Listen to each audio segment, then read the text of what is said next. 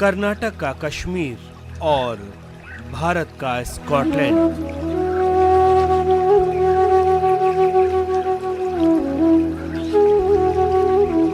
ये शहर एक पहाड़ी पर स्थित है, मदिकेरी की पहाड़ी।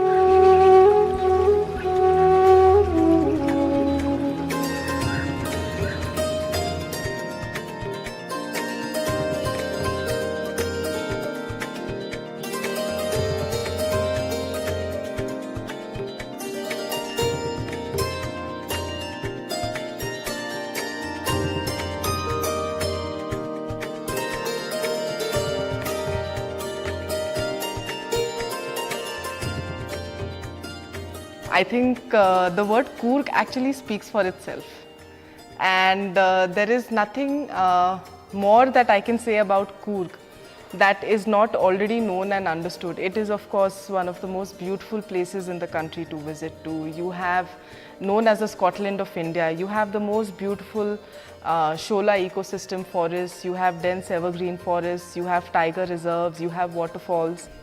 कोडगू तो देश पे एक एवरग्रीन लैंडस्केप है, क्योंकि close to 75% of the land area of Kodagu is under trees. So I think very few other districts, probably except in northeast पे इतना ज़्यादा ये हरियाली या क्या green cover होते हैं. So that is the speciality of Kodagu. Coorg is a tiny village, consists of 60 to 40 kilometers area radius. We produced two generals from our Coorg district. One is Field Marshal K.M. Karepa and one is General K.M. Timmaya. These are two the erstwhile generals we produced from Coorg. Most of the people are in our hilly station. This is called as Switzerland of India. This is called as a Switzerland of India. Later stage, we are the people are in due to hill station. We are living with only with the kheti badi, like the growing paddy, like that. After some 50, 70 years back, after that the coffee was introduced during British period. Coffee was introduced during British period. After that, every family used to cultivate coffee, paddy, cardamom, pepper, and all this.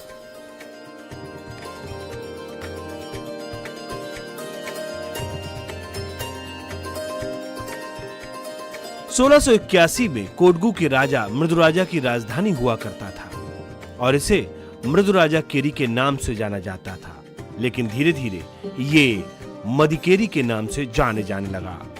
समुद्र तल से लगभग 1170 metre की ऊंचाई पर स्थित यह शहर संतरे और कॉफी के लिए जाना जाता है।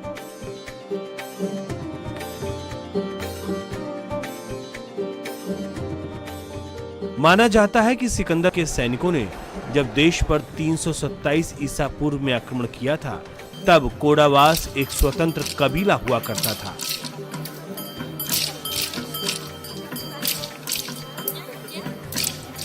कुर्ग डिस्ट्रिक्ट ऐसा है कि यहाँ पे एक कम्युनिटी है जिनको कन्नड़ा लैंग्वेज में कोडवा बोलते हैं और अंग्रेज़ी में कुर्ग बोलते हैं। तो इनका नफरी अभी फ़िलहाल बहुत कम है, मतलब 1 लाख। अगर आपने डिस्ट्रिक्ट का डेमोग्राफिक पैटर्न देखा तो यहाँ पे कन्नड़ा लोग हैं, मलयालीस है, क्रिश्चियंस है, मुस्लिम्स है, तमिलियंस है, ठीक है। So this community called Kodava is different, ये अलग है बाकी लोगों से। इनका कोई मार्शल बैकग्राउंड है। इसको समझने के लिए आप थोड़ा हमारा हिस्टोरिकल बैकग्राउंड में गया तो आपको इसके बारे में पूरा पता लगेगा। अभी हमारा पूर्वज ना, उन्होंने उस टाइम से डिसिप्लिन है और काम करके जीना है, खेती बाड़ी करना है। उस टाइम खेती बाड़ी है, बाकी कोई बिजनेस नहीं, कोई ये नहीं है, कुछ नहीं है। तो ये आप बागामंडला तलकावेरी अगर जाके आया ना अभी, तब वो ऋषि मुनि आया था, उससे पहले हम लोग है बोलते हैं यहाँ। उस टाइम जैसे हंटिंग करना, खेती बाड़ी करना, उसके बाद अच्छा बॉडी बना के अच्छे ये रखे रहता था। तो उसी टाइम से हमारा जीन ऐसे आया हुआ है। बोलने से हमको दौड़ना है, जंगल है, दौड़ना है, नहीं तो दौड़ नहीं है तो व्हीकल नहीं है, उस टाइम बैलगाड़ी भी नहीं है बोलता है, जो पुराना बोलता है, तो बैलगाड़ी भी नहीं है, एक रेयर पैदल ही करना है, जल्दी जाना है तो दौड़ के जाना है, जल्दी पहुंचना है। अभी पिताजी बोलता है या पुरोहित कोई भी बोलेगा जाओ भाई इतना टाइम से तुम वापस आना है, तो ना जाके वापस आना है तो टाइमिंग भी है, जंगल रास्ता है, दौड़ के जाना है, दौड़ के आना है। तो उसी टाइम से सभी का ये प्रैक्टिकल उसी टाइम से है उनको, तो वही क्या हुआ वो चलते रहा।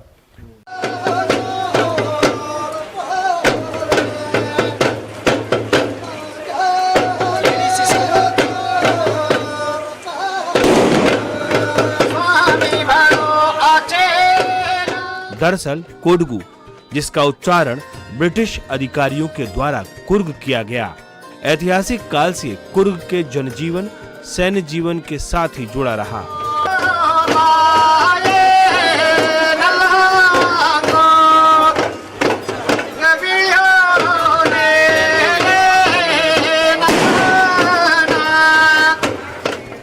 जब कबीला संस्कृति थी तब भी लड़ाकों के तौर पर जीवन यापन था, और यही वजह रही कि इसे कभी भी टीपू सुल्तान या ब्रिटिश सेनाओं द्वारा जीता नहीं जा सका। ये लोग जो है इनका कस्टम्स, फीचर्स, ट्रेडिशंस ये अलग है। अगर आपने यहाँ के बाकी लोग आपको देख लिया तो आपको पता लगेगा कि हमारा और इनका कोई ताल्लुक ही नहीं है। तब लोग सोचेंगे कि ये लोग कहाँ से आ गया। हमारा ड्रेस अलग है, बोलना वलना अलग है, तो इसलिए लगता है कि ये लोग कहीं और से आया हुआ है। डीडी न्यूज की टीम जब कुर्ग पहुंची तो सैन्य संस्कृत के बारे में जानने की ललक अपने आप जाग उठी, और इस लिहाज से कई लोगों से मिलते मिलाते हम पहुंचे कोडगू के नेल्लोर गांव में।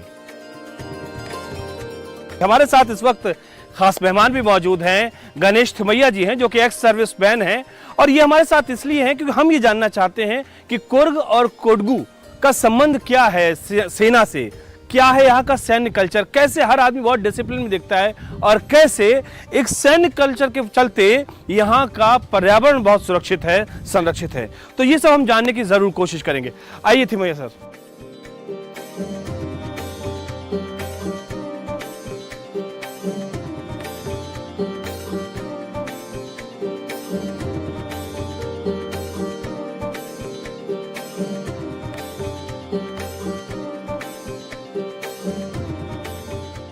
सैन्य संस्कृत को जानने और समझने के लिए जब इन पूर्व सैनिकों से बात शुरू हुई तो बात से बात निकलती चली गई, और न जाने कितने यादों के दरीचे खुलते चले गए। बात वहां तक पहुंच गई कि आखिर सेना में जाने का जुनून आया कहां से। लड़ाई चल रहा था, हमारा घर में रेडियो नहीं था, टीवी नहीं था। स्कूल में जब वो प्रेयर में हम जाएगा ना, पहले हमारा हेडमास्टर परमेश्वर थे, एक हेडमास्टर था, वो बोल रहा था ऐसे ऐसे चल रहा है, लड़ाई चल रहा है। उसी टाइम न्यूज़ पढ़ते, उसी टाइम मेरे मन में उसी टाइम में हमको एक भावना था, एक दिन हमको ये चांस मिलेगा कि नहीं, एक दिन हमारा उधर फौज में नौकरी करना करके। ऐसे सोचते सोचते 10th स्टैंडर्ड जब भी गया, हमको आगे पीछे सोचा था कहीं हमको रास्ता नहीं मिला है। उसी टाइम हमारा बगल के एक आदमी था, वो फौज में था उस टाइम, वो बोला मेरे साथ आ जाओ। घर में किसी को भी बताया कि नहीं, भाग गया, फौज में भाग गया। उसके बाद उधर मैं पता था उसी टाइम 48-49 kg था उस टाइम। 52 हमको 52 कर्नाटक वाले को 52-54 तक उधर केला गेला खा के थोड़ा कर वेट दिखा रहा ना, वो पूरा हो गया। उसके बाद बाकी में फिजिकल मेडिकल में मैं फिट था। फिजिकल में भागने के मेरे छोड़ने से बहुत आगे निकल जाएगा मैं उसी टाइम से। यहाँ के हर सैनिक के पास सामाजिक जीवन का अनुभव है और सैन्य जीवन का भी। थिमैया जी जो कि पूर्व सैनिक हैं, लेकिन उन गिने चुने सैनिकों में जिन्होंने परमाणु परीक्षण क्षेत्र में सुरक्षा के लिए न केवल ट्रेनिंग ली बल्कि न जाने कितने सैनिकों को प्रशिक्षित भी किया। 1994 में मैं CME पूना इंजीनियर काल में न्यूक्लियर का कोर्स किया। उसी टाइम मैं एप्लीकेशन डाल था, मैं ऐसे घर में प्रॉब्लम है, घर में जाना है, मेरे को ये ट्रेनिंग देने में आपको फ़ायदा नहीं हुआ, अब दूसरा घर से वो रहेगा उसको नहीं तो मैं आप जाएगा, आप करेगा, ये काम करेगा, ट्रेनिंग करके आ जाओ। उस उधर जाकर ट्रेनिंग करके अच्छी तरह से न्यूक्लियर बायोलॉजिकल केमिकल वार CME पूना इंजीनियर काल में करके आया। इसका बाद हमारा एप्लीकेशन फॉरवर्ड हो गया, उसमें हमारा जनरल ने बोला कि मैं आपको इतना लाख खर्च हो गया, 20 से 30 लाख ये ट्रेनिंग के लिए, कम नहीं है। आप क्या करना है, आप उतना आदमी को ट्रेनिंग देना है, इसके बाद मेरे पास आ जाओ।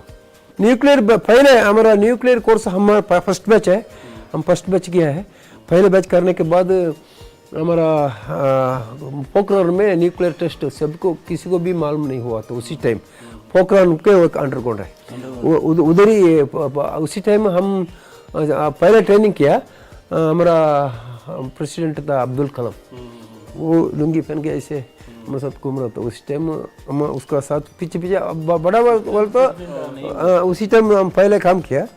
वो सलाहकार थे PM। उसी टाइम अब्दुल कलाम जी साइंटिस्ट था, साइंटिस्ट थे। अटल बिहारी वाजपेयी अब उसका हमारा प्रधानमंत्री था। उस टाइम किसी को भी मालूम नहीं है, अमेरिका वाला में हमको धमकी दे रहा था, ये नहीं करना है, नहीं करना है, लेकिन किसी को भी मालूम है, उस टाइम कर दिया। ऑपरेशन ब्लू स्टार का वाकया सुनाते हुए थिमैया जी के चेहरे के भाव बदल जाते हैं। पाकिस्तान के सामने, हम चीन के सामने सीधा सीधा आएगा, लड़ाई कर सकता है, लेकिन ये लोग किधर से आएगा, कहाँ से आएगा, सभी को अभी हमारा देश का अंदर ही है ना इन लोग, ये खालिस्तानी किसी को भी मालूम नहीं होता है। उसी टाइम हमारा ऑपरेशन बुल स्टार में सबको मालूम है, लेकिन फौजी वालों को मालूम है, जो उसी टाइम हमको फायरिंग ऑर्डर नहीं था। ये हमारा मुसीबत है, क्योंकि जो अंदर जाएगा मारा जाएगा, वो कहाँ मार जाएगा इसको पूछने वाला नहीं था।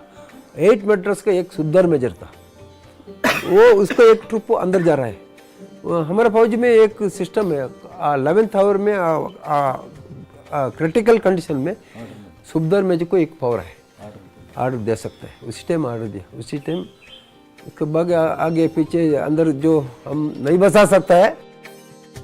यकीन मानिए, जब हम इन लोगों से बात कर रहे हैं और न जाने कितने ख्वाबों का संसार, न जाने कितनी यादों का बसेरा, न जाने कितनी बातें, न जाने कितनी कहानियां, न जाने कितने किस्से, बड़ा मुश्किल है इन तमाम चीज़ों को एक साथ समेट पाना। लेकिन सोचिए तो सही, बात कुर्ग से शुरू हो रही तो फिर सैनिक जीवन के किस्से शुरू हुए, और जब सैनिक जीवन की बात आई तो अनुशासन जो वहां पर दिखता है वो आज यहाँ कुर्ग में भी दिख रहा है।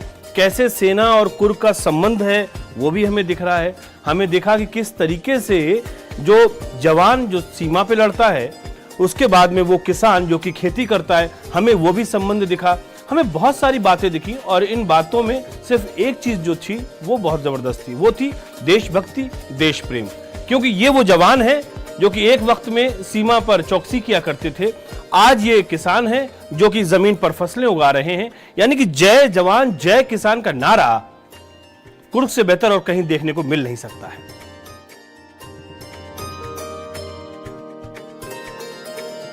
कुर्ग के जनजीवन में सही मायने में जय जवान जय किसान की परिभाषा को चरितार्थ करता हुआ यहाँ का पर्यावरण दिखता है, यहाँ के लोग दिखते हैं।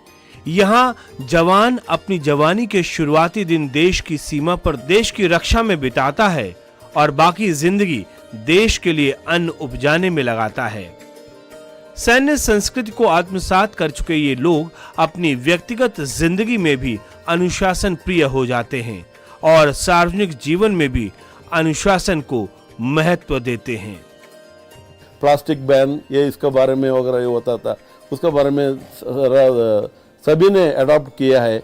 सभी उसके लिए थे। इवन आपने बाहर से आया है, कभी आपने रोड में कहीं पेपर के ऊपर फेंक कर देख रहे हैं तो कोई देख लिया तो आपका कार नंबर नोट कर कर इंसिडेंट्स हुआ है, आपको वापस बुलाकर उसको पिकअप कर क्लीनिंग करता है। तो ये बातें हमारी लगातार चलती रहेंगी। फिलहाल जैसा कि हमने आपसे कहा कि ये बातें हैं और इन बातों का कोई अंत फिलहाल दिख नहीं रहा, लेकिन हाँ इतना जरूर है कि यहाँ पर एक छोटा सा ब्रेक लेते हैं और ब्रेक के बाद जब लौट कर आएंगे तो कुछ कहानियां, कुछ किस्से, कुछ बातें, कुछ अनकही ऐसी चीजें जो कि शायद हम भी नहीं जानते और शायद आप भी ना जानते हो। तो एक छोटा सा ब्रेक और ब्रेक के बाद में तुरंत हाजिर होते हैं।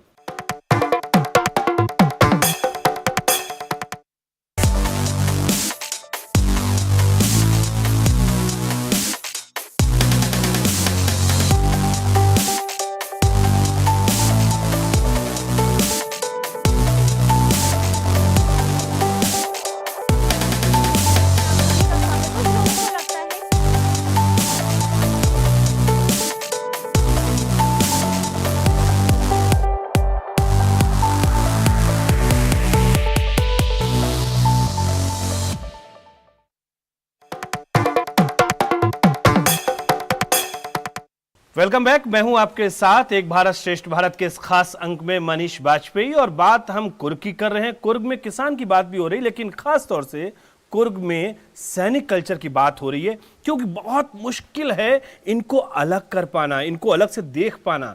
यहां पर जय जवान और जय किसान एक साथ दिखते हैं।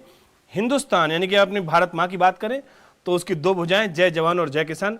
कुछ और बातें करेंगे, कुछ और जानकारी हम इन लोगों से लेने की कोशिश करेंगे। तो सर एक चीज़ जो बहुत महत्वपूर्ण है वो जानना ये कि जय जवान और जय किसान जब हम कहते हैं तो ये किस तरीके से, मतलब हिंदुस्तान की दो भुजाएं, भारत माँ की दो भुजाएं, तो उसको कैसे आप बोलेंगे आप? एक तरफ से किसान, एक तरफ जवान। किसान और जवान एक नाणे के दो मुख था। उधर हमारा बॉर्डर पे हमारा देश का रक्षा नहीं तो हमारा देश नहीं।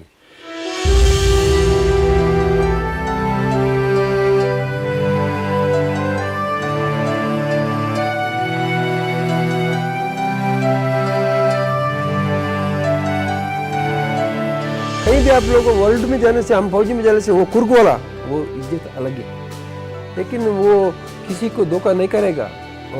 फौज में भी वो एक का कदम आगे रखने से एक पीछे नहीं हटेगा। Kodagu is generally known as the place that has produced a lot of generals of the army and a lot of the armed forces. Many of the senior officers and otherwise have come from Coorg.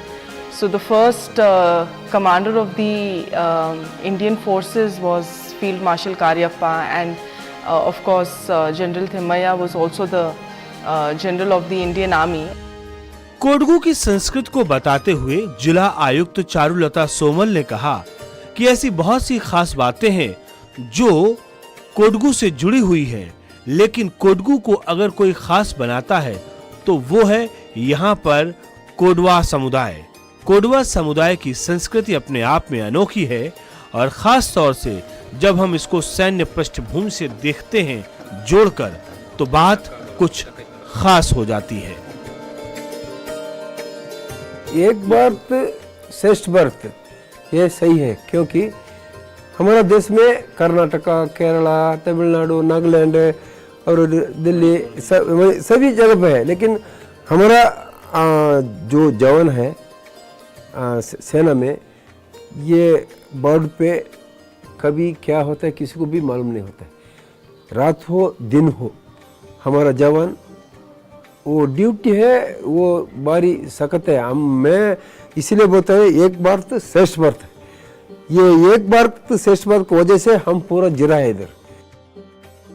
सभी का अपना राष्ट्र का सभी क्या बोलते हैं राज्य लोग हैं, उसमें सभी आदमी आर्मी में है, तो सभी उधर जाके हम एक हुआ।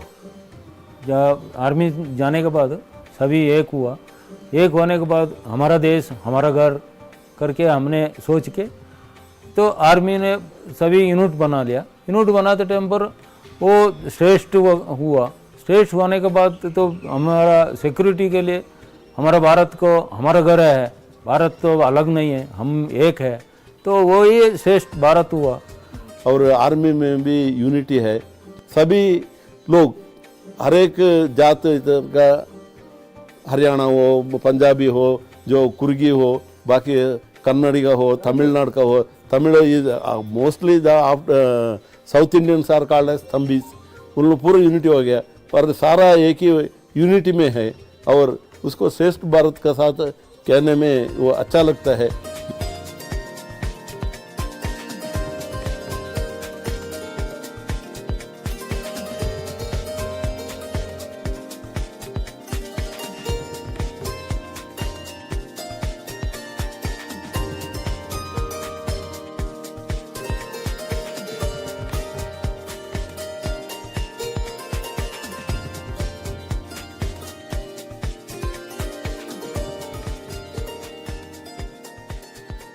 तो फिलहाल आप लोगों का बहुत बहुत शुक्रिया, आप लोगों ने इतना वक्त दिया, हमें अपने अनुभव बताए और देश को लेकर क्या कुछ भावनाएं आपके अंदर हैं, कुर्ग को लेकर बातें की, कुर्ग में सैनिक कल्चर को लेकर बातें की। बहुत बहुत शुक्रिया आप सभी का। तो हमने इस बातचीत में ये जाना कि कुर्ग क्या है, कुर्ग में सैनिक कल्चर क्या है, कुर्ग का अगर हम एक भारत श्रेष्ठ भारत के साथ नाता देखें तो क्या है और कैसे कुर्ग ये संदेश दे रहा है कि पूरा भारत एक है और जब ये पूरा भारत एक है तो ये भारत श्रेष्ठ है। एक भारत श्रेष्ठ भारत के इस खास अंक में नेल्लोर गांव जिला कोडगू से फिलहाल इतना ही। दीजिए मुझे और मेरी टीम के साथ इजाजत, लेकिन इस वायदे के साथ कि फिर होगी आपसे मुलाकात एक नए विषय के साथ, एक नए मोड़ पर। तब तक के लिए नमस्कार।